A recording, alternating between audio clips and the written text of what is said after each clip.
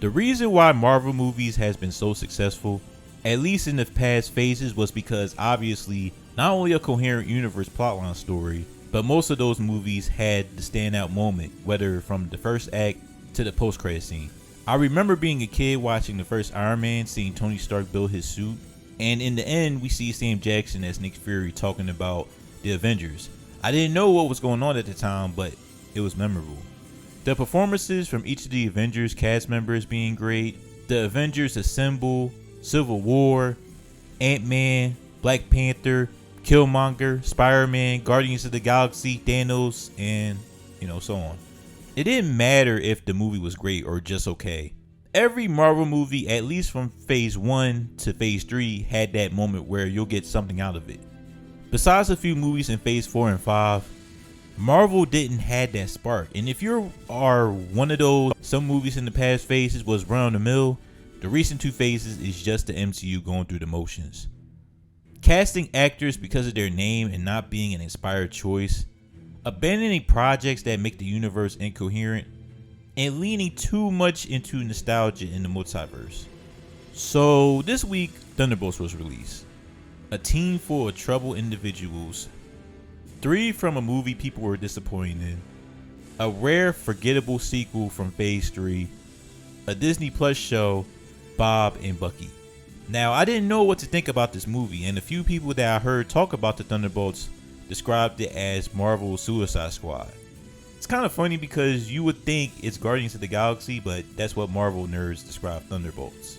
I've seen the promotion that Thunderbolts has been giving us, marketing, making it look like the Thunderbolts is one of those weird A24 films we like, giving Thunderbolts those neon colors, those old school music in the trailers A24 have been using. And basically what Marvel is saying is Thunderbolts is their own version of an A24 movie. The review's been out for a couple weeks and now they're saying Marvel's back and this is a top 5 Marvel movie. To each their own. I wasn't buying it because they did the same thing with Cat 4 and look how that turned out. Just to get to the point, how is Thunderbolts? And I will say it's good.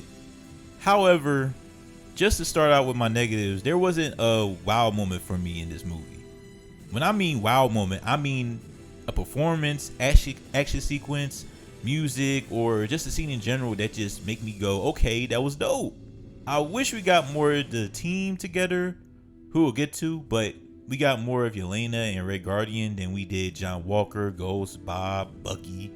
I definitely wish we got more, like I said before, Bucky, because when you see him in the scene, it's good.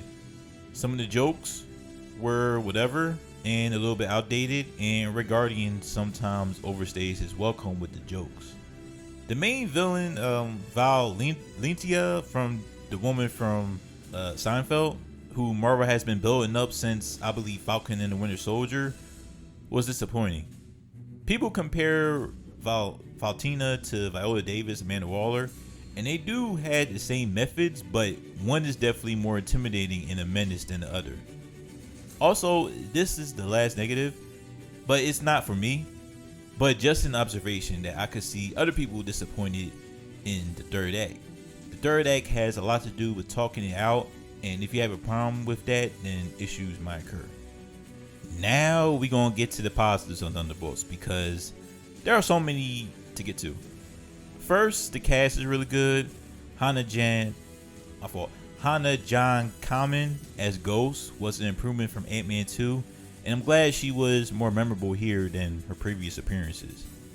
Sebastian Stan as Bucky was less in Thunderbolts than I thought, but when we see him as Bucky, it's solid.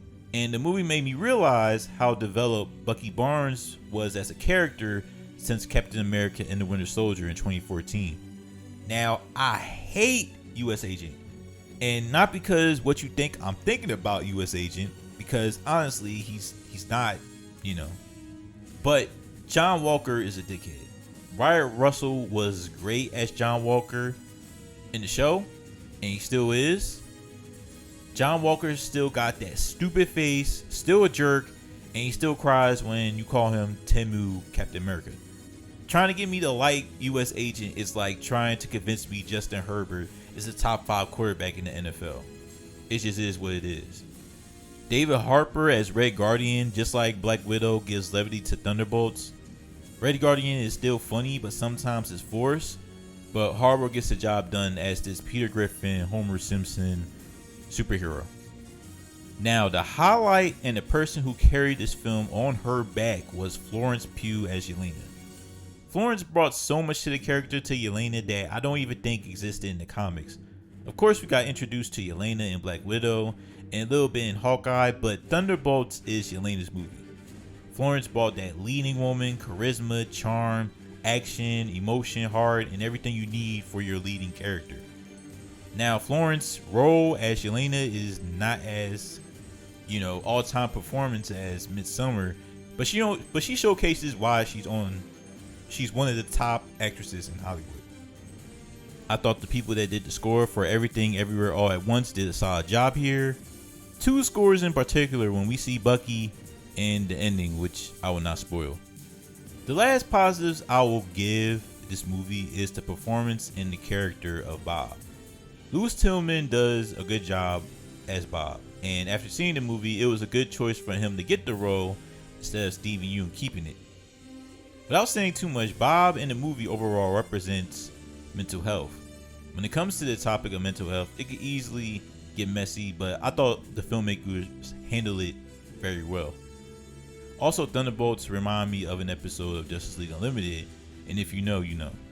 Overall, it would be a disservice if I called Thunderbolts one of the best MCU movies I've ever seen, because in my opinion, it's not. I don't even think Thunderbolts is better than some of the MCU movies we watch post Endgame. I will say, however, Thunderbolts gives a direction to what the MCU is doing moving forward, and that's the best thing the movie has done. I am confident we'll have a straight plot again in the overall MCU story, especially with the Fantastic Four and Doomsday coming out next year. There are 2 post-credit scenes in Thunderbolts, and you don't want to miss them.